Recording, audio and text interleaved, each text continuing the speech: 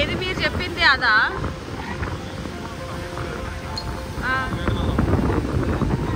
ఆహా, మస్తు మంది లైన్ చూసినారా ఆడ లైన్?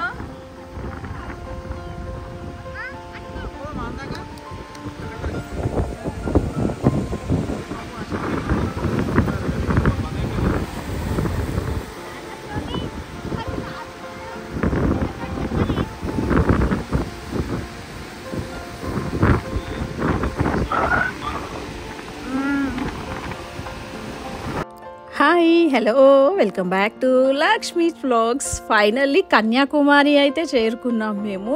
చాలా చాలా బాగుంది సముద్రం. ఇక్కడ అరేబియన్ సముద్రం ఉంటుంది. దీని గురించి కొన్ని డీటెయిల్స్ అయితే మీతో షేర్ చేసుకుంటాను. దీంట్లో ఫస్ట్ వచ్చేసి ముందుగా చెప్పుకోవాల్సింది అయితే వివేకానంద రాక్. ఇక్కడ చాలా ఫేమస్ అనమాట. సముద్రంలో నుంచి వెళ్ళాలి, చాలా పెద్దది కనిపిస్తుంది కదా అక్కడ అది. బట్ దాని టైమింగ్స్ వచ్చేసి 4 వరకే అంట. మేము వచ్చే వరకే ఇక్కడ 5:30 అయ్యింది. అలలు మాత్రం చాలా ఎక్కువ వస్తూ ఉంటాయి కదా, ఈవినింగ్ తొందరగా క్లోజ్ చేస్తారు. దూరం నుంచే. అండ్ జనవరి 1 కాబట్టి ఇక్కడ కనిపిస్తున్నారు, ఫుల్ జనాలు అయితే ఉన్నారు. ఆ పైన కనిపిస్తున్నారు అనమాట. అక్కడ చూడ్డానికి వెళ్ళిన వాళ్ళు పెద్ద పెద్ద క్యూ లైన్స్ ఉన్నాయి. సో ఇంకా సముద్రంని చూస్తూ అలా ముందుకైతే వెళ్తున్నాము. ఇక్కడ ఇంకొకటి వచ్చేసి తిరువల్లార్ విగ్రహం. ఇది కూడా అంతే, వివేకానంద స్టాచ్యూ. ఇది దగ్గరలోనే ఉంటాయి. మనం బోట్లో వెళ్తే ఆ 2 చూడొచ్చు. బట్ మాకు టైం అయితే సరిపోలేదు, ఈవినింగ్ టైంలో వచ్చాము కాబట్టి దూరం నుంచే చూసాము. అండ్ మెయిన్ ఇక్కడ వచ్చేసి షాపింగ్ కూడా చాలా ఎక్కువ ఉంటుంది. అండ్ ఇక్కడ అమ్మవారి టెంపుల్ కూడా ఉంటుంది. అండ్ ఇది టైమింగ్స్ వచ్చేసి 8 AM to 4 PM. సో అందుకనే మేము వెళ్ళలేకపోతున్నాం. వెళ్ళిన వాళ్ళందరూ బయటకు వస్తున్నారు. ఇక్కడ ఎక్కడ చూసినా షెల్సే కనిపిస్తాయి, శంకులు. చాలా కలెక్షన్స్ అయితే ఉన్నాయి శంకులు. అవి చాలా చాలా బాగున్నాయి. మొత్తం సముద్రం దగ్గరలో కాబట్టి ఇంకా అన్నీ చూడొచ్చు. ఇలా శంకులు అవి షాప్స్ అయితే చాలా కనిపించాయి.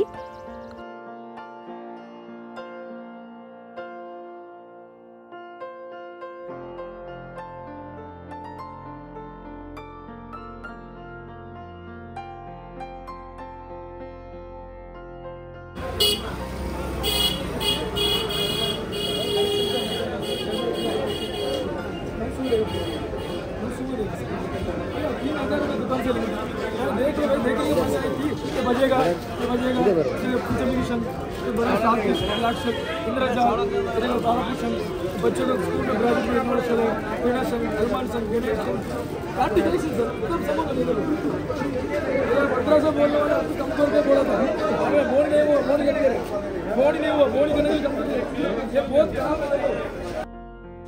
కన్యాకుమారి వచ్చి తమిళనాడు రాష్ట్రంలో ఉంటుంది. భారతదేశ ద్వీపకల్పానికి దక్షిణ దిక్కున్న చిట్ట చివరి ప్రదేశం అనమాట. మనం చెప్తూ ఉంటాం కదా కాశ్మీర్ టు కన్యాకుమారి లాస్ట్ది అనమాట మనకి. ఇది భారతదేశంలో ఒక ముఖ్యమైన పర్యాటక కేంద్రం. 3 సముద్రాల అరుదైన మేల కలయిక కన్యాకుమారి. సరిహద్దుల్లో కన్యాకుమారి పవిత్ర యాత్రాస్థలంగా కాకుండా ప్రముఖ పర్యాటక కేంద్రంగా కూడా ఉంది. సముద్ర సోయగాలకు నిలువైన కన్యాకుమారిలో తన నునులేత కిరణాలతో వెలుగులను ప్రసరింపజేసే సూర్య భగవానుడు అప్పుడే సముద్ర గర్భం నుంచి ఉద్భవించి పైకి ఎగుస్తున్నట్లుగా కనువిందు చేస్తుంటాడు. ముఖ్యంగా పౌర్ణమి రోజు రాత్రిపూట ఏకకాలంలో జరిగే సూర్యాస్తమం, చంద్రోదయాలను చూడడానికి చాలా మంది యాత్రికులు అయితే వస్తూ ఉంటారంట. కన్యాకుమారిని త్రివేణి సంగమ క్షేత్రం కూడా అని అంటారు. కన్యాకుమారిలో బంగాళాఖాతం, మరొక వైపు అరేబియా మహాసముద్రం, దిగువన హిందూ మహాసముద్రం చూడ్డానికి చాలా అద్భుతంగా ఉంటుంది. సముద్ర తీర ప్రకృతి రమణీయతతో అలరారే కన్యాకుమారి సముద్ర తీరంలో థోరియం అనే ధాతువులతో కూడిన ఇసుక రేణువులు పరమశివుడికి అద్భుతమైన శక్తికి ఆనవాలుగా చెప్తూ ఉంటారు. అలాగే వారణాసి పరమశివుడికి నివాస స్థలమైనట్లుగా కన్యాకుమారి పార్వతీదేవికి నివాస స్థలమని స్థానికులు బాగా నమ్ముతారు. అలాగే 3 సముద్రాల నీరు పార్వతీమాత పాదాలను కడుగుతున్నట్లుగా అనిపిస్తుంది. అలా నడుచుకుంటూ కన్యాకుమారి ఆలయం దగ్గర వరకు అయితే వచ్చేసాము అమ్మవారి దర్శనం చేసుకోవడానికి.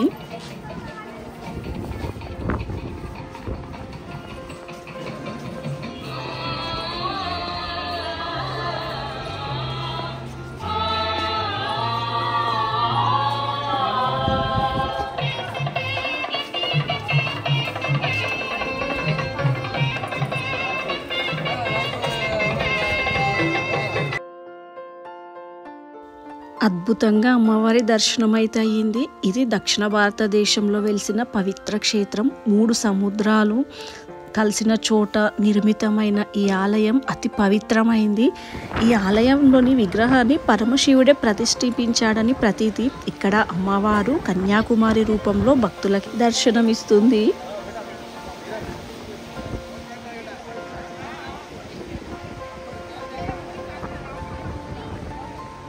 ఈ విశాలమైన ఆలయాన్నిటిది నల్ల గ్రానైట్తో నిర్మించారు. ఇక్కడ పురుషులు పైన షర్ట్ తీసేయాలన్నమాట. పైన షర్ట్ ఉండకూడదు ఆలయంలో దర్శనం అయ్యేంత వరకు. కొంచెం వెలుతురు తక్కువ ఉంటుంది. బట్ అమ్మవారి ముక్కు పుడక ఎంత మెరిసిపోతుందో మాటల్లో చెప్పలేదు. చాలా అద్భుతంగా ఉంది. అండ్ ఇక్కడ వచ్చేసి వినాయకుని టెంపుల్ ఉంది. అక్కడ దర్శనం చేసుకొని ఇంకా బీచ్ దగ్గరికి వెళ్ళాము.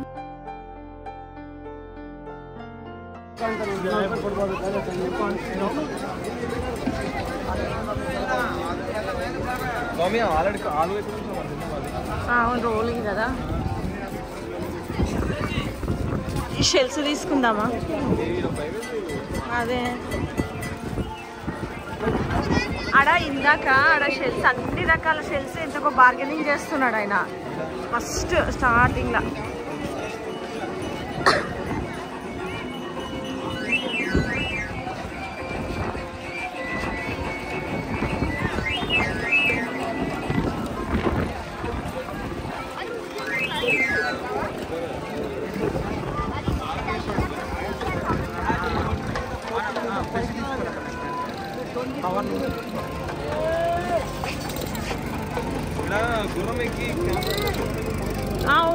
దర్శనం చేసుకున్నాక బ్యాక్ సైడ్ వస్తే ఓపెన్ ప్లేస్ ఉందన్నమాట. అక్కడ చాలా కలర్ఫుల్గా ఉంది. షాపింగ్స్, స్ట్రీట్ ఫుడ్ స్టాల్స్ అలాంటివి అండ్ చాలా అన్ని రకాలుగా ఉందన్నమాట. చాలా బాగుంది.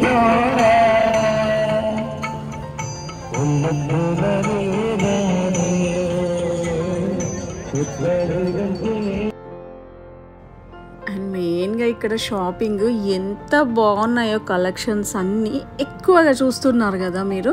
షెల్స్తో చేస్తారు కదా, సముద్రం పక్కనే కాబట్టి అన్నీ అలాంటివే ఉన్నాయి.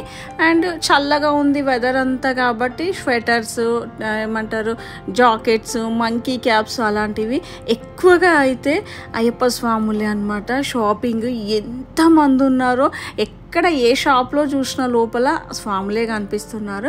అండ్ అదంతా తిరిగేసి ఏదైనా స్నాక్స్ తిందామని ఇక్కడికి వచ్చాము హోటల్కి. ఇంకా కొంచెమే చూపించాను, ఆలోపి హోటల్కి వచ్చాము. రఘుస్వామి, ధీరన్ స్వామి స్నానం చేసుకున్నారు, పూజ చేసుకున్నారు. ఆ గ్యాప్లోనే మేము ఈ హోటల్ దగ్గరనే వెయిట్ చేస్తున్నాము వాళ్ళు పూజ చేసేంత వరకు. ఆ తర్వాత ఇక్కడ బాగా అనిపించింది, ఫుడ్ కూడా బాగుండింది. ఇంకా డిన్నర్ కూడా ఇక్కడే చేసేసి స్టార్ట్ అవుదామని చెప్పేసి ఇంకా డిన్నర్ కూడా ఇక్కడే చేస్తున్నాము. బాగుంది, క్వాంటిటీ చాలా తక్కువ ఉండింది, కాస్ట్ బాగుంది, ఫుడ్ కూడా బాగుంది. అండ్ ఇది వచ్చేసి నెక్స్ట్ డే మార్నింగ్ అనమాట. డిన్నర్ చేసేసి ట్రావెల్ చేస్తూ ఉన్నాము. మేము ఇంటి నుంచి స్టార్ట్ అయ్యేప్పుడు ట్రిప్స్ అనుకున్నాం కదా, దాంట్లో రామేశ్వరం ఉండింది. బట్ రామేశ్వరం వెళ్ళట్లేదు, నెక్స్ట్ టైంకి పోస్ట్పోన్ చేసాం రామేశ్వరం. అంటే చాలా లేట్ అయిపోతుంది అనుకున్న దానికన్నా. అండ్ ధీరన్ స్వామి, రఘుస్వామి ఇంకా మాలలోనే ఉన్నారు. ఇంటికి వచ్చినాకనే తీస్తారు మాల.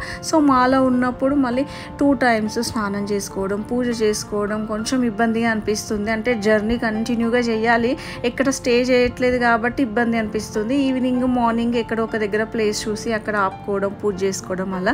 సో ఇంకా యోధకి కూడా నాకు కొంచెం కాఫ్ ఉండింది. సరే నెక్స్ట్ టైం వద్దామని చెప్పేసి ఇప్పుడైతే శ్రీరంగంకి వచ్చాము. శ్రీరంగంలో అకామిడేషన్ అని చెప్పేసి ఇక్కడికి వచ్చాము. ఇది వచ్చేసి శ్రీరంగం యాత్రి నివాస్. డైరెక్ట్గానే వచ్చాము, ముందుగా అయితే బుకింగ్ చేసుకోలేదు. ఇక్కడ వచ్చేసి 500 అడ్వాన్స్, 500 రూమ్ కాస్ట్. బట్ చాలా చాలా బాగుంది, చూస్తేనే మీకు అర్థమైపోతుంది కదా, చాలా బాగుంది. ఏదో విల్లా ఉన్నట్టుంది. అండ్ ఇక్కడ రెస్టారెంట్ కూడా ఉంది, బ్రేక్ఫాస్ట్, డిన్నర్, లంచ్ అన్నీ ఉంటాయి ఇక్కడ. ఇంకా మేమైతే ఫస్ట్ ఫ్రెష్ అవ్వాలి, ఫ్రెష్ అయిన తర్వాత బ్రేక్ఫాస్ట్ చేద్దామని ఇక్కడ రూమ్ కన్ఫర్మ్ అయిన తర్వాత టెంపుల్ టైమింగ్స్ చూసి చూస్తే యాక్చువల్గా వైకుంఠ ఏకాదశి ఇక్కడ 10 days యాక్చువల్గా స్టార్ట్ అయ్యేది వైకుంఠ ఏకాదశి శ్రీరంగమే కదా, ఈ రోజుతో లాస్ట్ అంట వైకుంఠ ద్వార దర్శనము. సో మార్నింగ్ అవర్స్లో టెంపుల్ ఓపెన్ లేదు, ఈవినింగ్ 3 కలా ఓపెన్ చేస్తారంట. సో ఇంకా రూమ్ తీసేసుకున్నాము. ఆ తర్వాత తెలిసింది ఇంకేం చేస్తాం. మేమైతే వచ్చేప్పుడు ఒకవేళ టైమింగ్స్ ముందుగానే ఇలా అని తెలుసుంటే ఏమంటారు మధుర వెళ్ళేసి మీనాక్షి అమ్మవారి దర్శనం చేసుకొని ఇక్కడికి వచ్చేది. బట్ మధుర వెళ్తే ఇంకా లేట్ అయిపోతుంది, కొంచెం టైమింగ్స్ కూడా సెట్ అవ్వవని డైరెక్ట్ ఇక్కడికి వచ్చాము. ఇక్కడికి వచ్చినాక ఇలా అని తెలిసింది, ఇంకా అంత టైం వెయిట్ చేయడం ఎందుకని చెప్పేసి శ్రీరంగం నుంచి తంజావూరు వెళ్తున్నాం. అండ్ ఇక్కడ కుంభకోణం ఒకటి ఉంటుంది కదా, కుంభకోణం ఒకటి కూడా మిస్ అవుతుంది మనం చూడాల్సిన దాంట్లలో. దేనికంటే కుంభకోణం వెళ్తే మళ్ళీ ఇక్కడ 3 o'clock దర్శనం ఉంటుంది, 3 to 7 కుంభకోణం వెళ్తే మళ్ళీ మాకు ఇక్కడ శ్రీరంగంలో దర్శనంకి టైం సెట్ అవ్వదు. సో అందుకని చెప్పేసి తంజావూరు వెళ్ళేసి తంజావూరు దర్శనం చేసుకొని మళ్ళీ శ్రీరంగం 3 o'clock వరకే శ్రీరంగం చేరుకోవాలి. సో అందుకని చెప్పేసి మేము స్టార్ట్ అయిపోయాము. ఇక్కడ ఇవన్నీ దర్శనాలు అయిపోయిన తర్వాత నైట్ అంతా కూడా డ్రైవింగ్ అనమాట, ఎక్కడ స్టే లేదు. సో రఘుయే డ్రైవ్ చేస్తున్నాడు. ఇంకా మేము రూమ్ తీసేసుకున్నాం కదా, డ్రైవర్ అక్కడే రెస్ట్ తీసుకుంటున్నాడు, నైట్ అంతా డ్రైవ్ చేయాలి కాబట్టి. ఇప్పుడు వచ్చేసి మేము శ్రీరంగం నుంచి తంజావూరుకి రఘు డ్రైవ్ చేస్తున్నాడు, మేమే వెళ్తున్నాము. ఇంకా రోడ్లు అయితే చాలా బాగున్నాయి మనకి, ఆల్మోస్ట్ అన్ని రోడ్స్ బాగున్నాయి. నాకు తెలిసి ప్రతి స్టేట్లో రోడ్లు మాత్రం ఎక్సలెంట్గా ఉన్నాయి.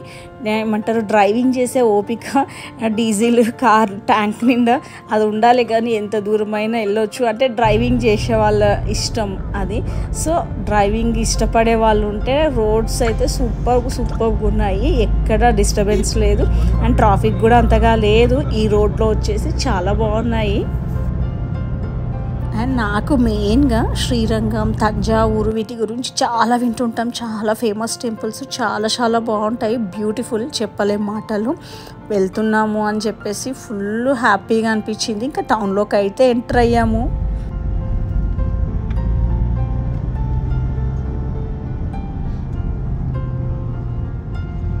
తంజావూరు బిగ్ టెంపుల్ స్ట్రైట్, కుంభకోణం కూడా అదే దారి.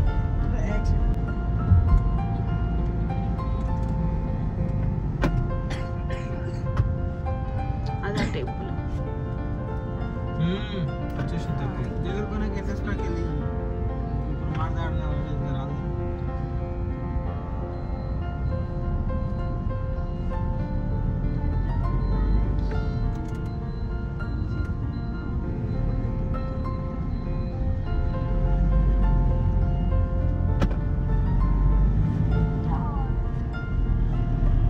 ర్యాంప్ వేసి 3000 ఏనుగులు అనుకుంటా, 3000 ఏనుగుల్ని యూజ్ చేసి తీసుకెళ్ళి పైనకి. ఇమాజిన్ చేయి ఆ స్ట్రక్చర్ అంతా కట్టి మళ్ళీ అది మీద ఫిట్ చేయడం అంటే అసలు ఎంత ఇంజనీరింగ్ తెలివి చూడు, ఇంజనీరింగ్ ప్లాన్ చూడు.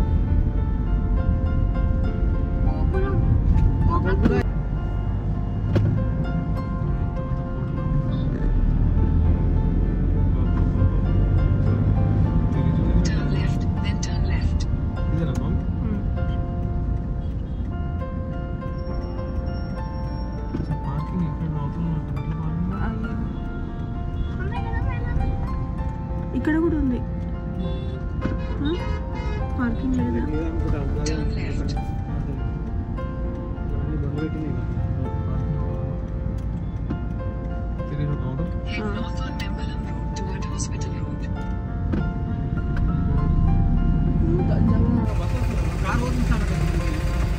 Madam parking entrance, parking.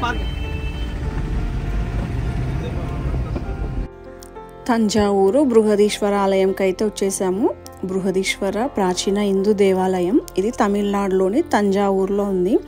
ఇది శైవ భారతదేశంలోనే అతిపెద్ద దేవాలయంగా పరిగణించింది. ఈ బృహదీశ్వరాలయం 11వ శతాబ్దంలో చోళులు నిర్మించారు. ఈ దేవాలయం యునెస్కో చేత అంటే ప్రపంచ వారసత్వ ప్రదేశంగా కూడా గుర్తించారు. చాలా పెద్దది. ఇక్కడ ద్వారపాలకులు చాలా అద్భుతంగా ఉంటారు, చాలా పెద్దదనమాట. ఎంత పెద్దదంటే ఇంకా ఒక పెద్ద కోట, ఒక రాజ్యంలోకి వచ్చిన ఫీల్ వచ్చింది. ఎటు చూసినా ఎంత మంచి కట్టడాలు, ఎంత పెద్ద విశాలమైన ప్రాంగణం, అసలు అద్భుతంగా అంటే మాటలో చెప్పలేము, అంత బాగుండింది. అసలు ఒక్కొక్కటి చూస్తూ ఉంటే ఇలా కళ్ళు సరిపోవట్లేదు చూడడానికి, ఎంత పెద్ద పెద్దగా ఉన్నాయో అన్నీ.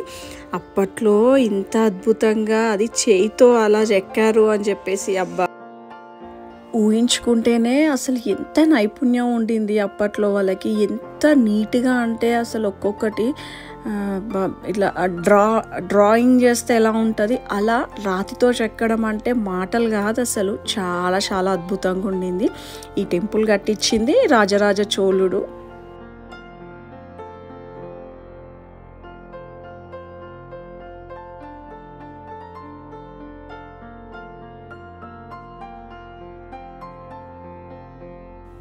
టెంపుల్లోకి ఎంటర్ అవ్వగానే మెయిన్ అట్రాక్షన్ నంది.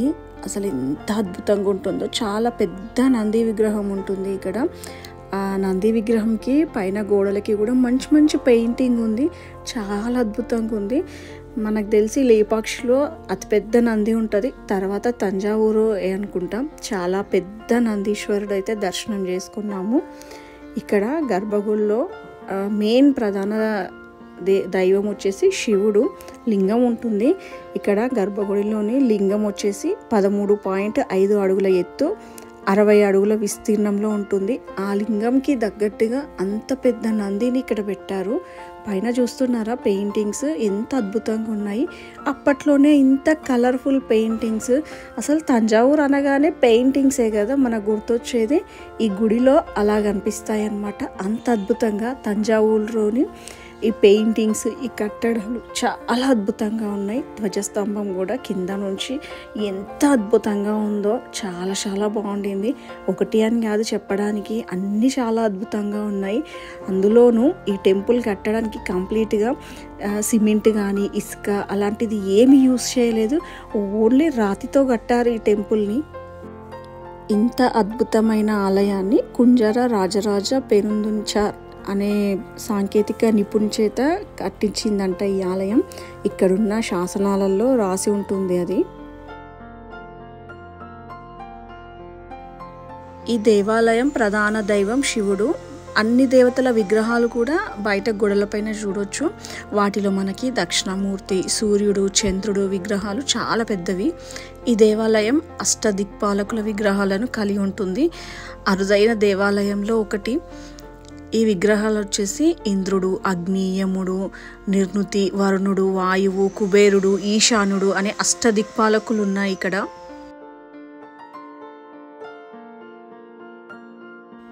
ఇంత అద్భుతమైన ఆలయాన్ని కంప్లీట్గా గ్రానైట్తో నిర్మించారు.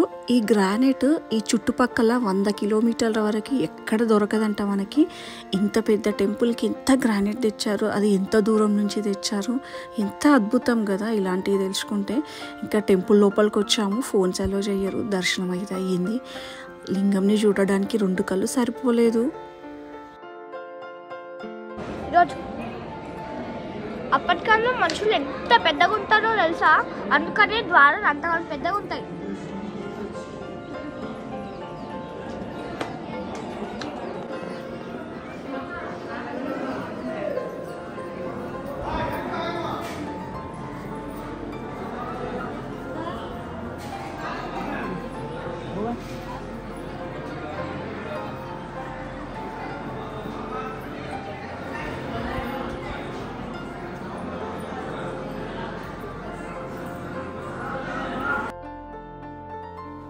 ఈ ఆలయం నిర్మించడానికి ఎలాంటి పునాది కట్టలేదంట.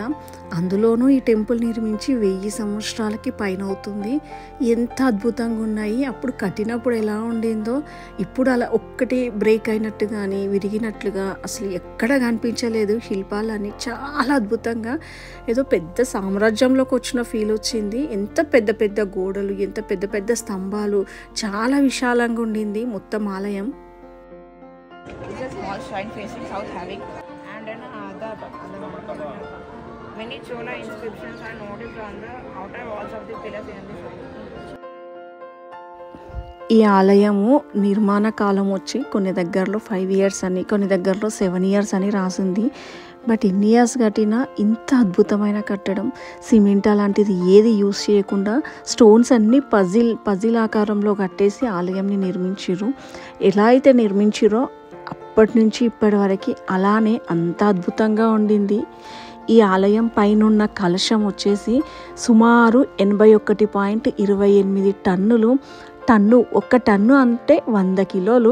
అలాంటిది 81.28 టన్నులు. అంత పెద్ద ఆలయం కట్టి ఆ పైన వరకు పెట్టడం అనేది ఎంత అద్భుతం, మాటలో చెప్పలేదు అసలు. అంత పెద్దది, అది ఏకశిలది ఆ పైనున్న కలశం వచ్చేసి. అండ్ ఈ టెంపుల్ యొక్క నీడ కింద పడదు అని చెప్పి చాలామంది చెప్తూ ఉంటారు. చాలా అద్భుతాలు ఉన్నాయి ఈ టెంపుల్లో, ఖచ్చితంగా చూడాల్సిన టెంపుల్. చాలా చాలా అద్భుతంగా ఉండింది. వచ్చేప్పుడు నంది విగ్రహంని చూసినాం కదా, అది కూడా అంతే, సుమారు 20 టన్నులు. ఇక్కడ అన్ని పెద్దవే, అందుకనే తంజావూరు బిగ్ టెంపుల్ అనే రాసుంటారు బోర్డు. అన్నీ బిగ్ టెంపుల్, అన్నీ పెద్దగానే ఉంటాయి ఇక్కడ. చాలా అద్భుతంగా కూడా ఉన్నాయి అన్నీ.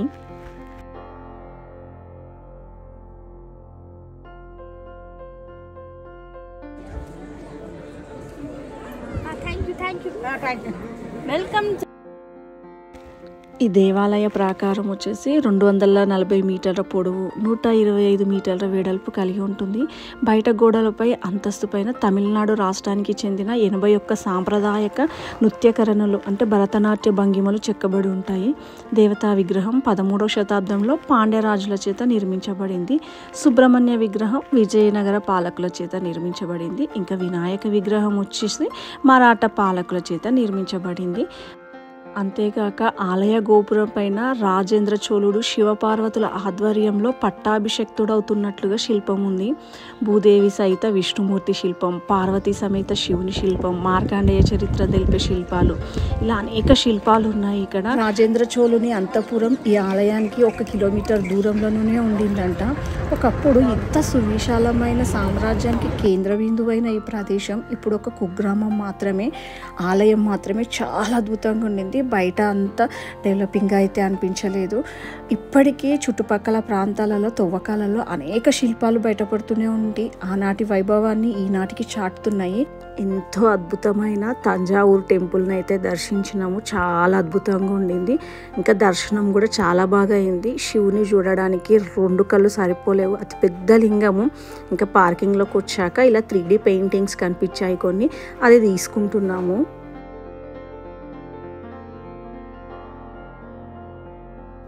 ఈ బృహదీశ్వరాలయం వచ్చేసి తమిళనాడులో కావేరి నదికి దక్షిణాన ఉన్న తంజావూరులో ఉంది. విశాలమైన ఈ ఆలయానికి చేరడానికి 3 ద్వారాలు ఉన్నాయి. మొదటి ద్వారం అనగా ప్రవేశ ద్వారం కేరళాంతకన్, రెండవ ద్వారం రాజరాజ తిరువాసల్, మూడవ ద్వారం తిరువక్కన్ తిరువాసల్. ఈ బృహదీశ్వరాలయాన్ని నిర్మించిన రాజరాజ చోళుడి పేరిట రాజరాజేశ్వరాలయం అని కూడా పిలుస్తారు. అంతేగాక క్రీస్తు శకం 1954లో మొట్టమొదటిసారిగా ఇండియాలో 1000 రూపాయల నోటు చెలామణిలోకి వచ్చింది. ఆనాడు భారత ప్రభుత్వం ఆ నోటు మీద బృహదీశ్వరాలయం బొమ్మను ముద్రించింది. తర్వాత 1975లో భారత ప్రభుత్వం 1000 రూపాయల నోటును నిషేధించింది. రాజరాజ చోళుని చేత 1010వ సంవత్సరంలో తంజావూరులో నిర్మించిన బృహదీశ్వరాలయానికి 1000 సంవత్సరాలు నిండిన సందర్భంలో సహస్రాబ్ది ఉత్సవాలకు తపాలా శాఖ వారు 26/9/2010 బృహదీశ్వరాలయం బొమ్మలతో ఒక ప్రత్యేక తపాలా బిల్లను విడుదల చేసింది. మన భారతదేశంలో ఉన్న అతిపెద్ద గర్భగుడి విమాన గోపురం ఉన్న ఆలయం ఇదే. భూమి నుండి స్తుతి వరకు 66 మీటర్ల ఎత్తులో అద్భుతమైన శిలా సంపదతో అలరారే ఈ దేవాలయం ప్రపంచ వారసత్వ ప్రదేశంగా గుర్తించబడింది. ఆలయం మొత్తం చూసినాము, దర్శనం చేసుకున్నాము. తంజావూరు అంటే తంజావూరు బొమ్మలు పెయింటింగ్స్కి చాలా ప్రసిద్ధి కదా. ఆలయం చుట్టుపక్కల ఎక్కడ కనిపించలేదు. అక్కడ ఒకళ్ళని అడిగితే కొంచెం టౌన్లో ఒక పేరు చెప్పారనమాట, అక్కడ ఉంటాయి అని చెప్పేసి. మేము అలా చూస్తూ ఉంటే ఒక షాప్ కనిపించింది. ఆ షాప్లో కలెక్షన్స్ తక్కువ ఉన్నాయి. సరే ఎక్కడ ఉన్నాయి అని చెప్తే అతను ఒక ప్లేస్కి తీసుకెళ్తున్నాడు అనమాట. అదే రోడ్లో బై వాక్ వెళ్తున్నాము, కార్ పార్కింగ్ చేసేసి. యాక్చువల్గా ఎలా ఉంటుంది తంజావూరు పెయింటింగ్స్ పెయింటింగ్స్కి చాలా ప్రసిద్ధి కదా, దేవుడివి కానీ ఇలాంటి తంజావూరు బొమ్మలకి చాలా చాలా ఫేమస్. సరే చూద్దామని చెప్పేసి అయితే వచ్చాము. చాలా అద్భుతంగా ఉన్నాయి అండ్ కాస్ట్ కూడా ఆబ్వియస్లీ చాలా ఎక్కువే ఉంటుంది. పేరు వచ్చేసి 1000 నుంచి ఉంది, ఒక్క దానికి వచ్చేసి 1000 ఉండింది. ఇంకా ఇలాంటి పెయింటింగ్స్ అయితే అద్భుతం, మాటల్లో చెప్పలేము. తంజావూరు పెయింటింగ్స్ అంటే తెలియని వాళ్ళు ఉండరు కదా.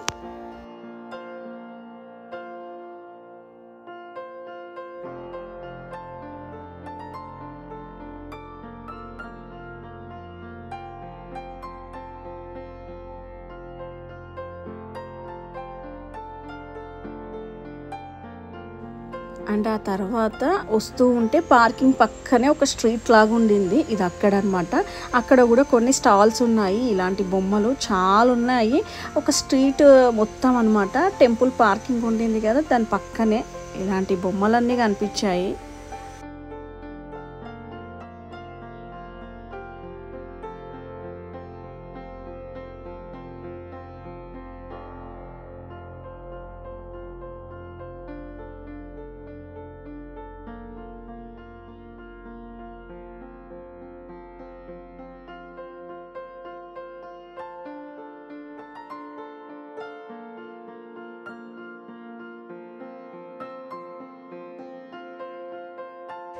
తంజావూరు పెయింటింగ్స్, తంజావూరు బొమ్మలు చాలా మంచి కలెక్షన్స్ అయితే ఉన్నాయి ఇక్కడ, చాలా బాగున్నాయి అన్నీ.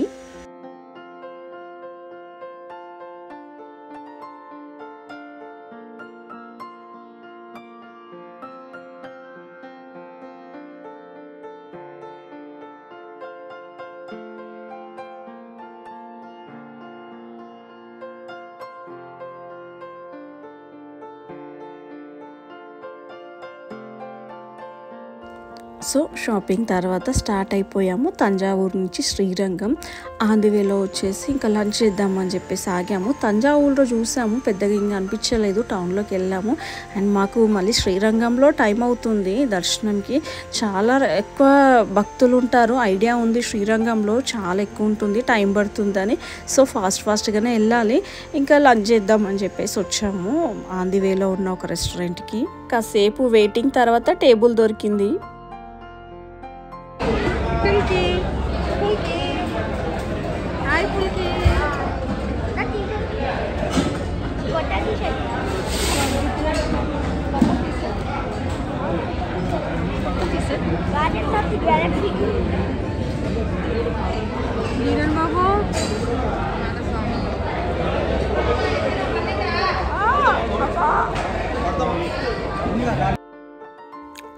మీల్స్ అయితే తీసుకున్నాము, చాలా బాగుండింది. వేడి అన్నం, పొడి, గీ వేసుకొని కుమ్మేసాము. సూపర్గా నచ్చింది అనమాట. ఇంకా లంచ్ చేసేసి స్టార్ట్ అవ్వాలి. బట్ ఇంక ఈ వీడియో అయితే ఇప్పటికే లెంత్ ఎక్కువైపోయింది. శ్రీరంగంలో మళ్ళీ నెక్స్ట్ వీడియోతో మీతో షేర్ చేసుకుంటాను. సో ఇంకింతే, ఈ వీడియో అయితే ఇంతటితో చేసేస్తున్నాను. Thank you for watching. Bye, take care.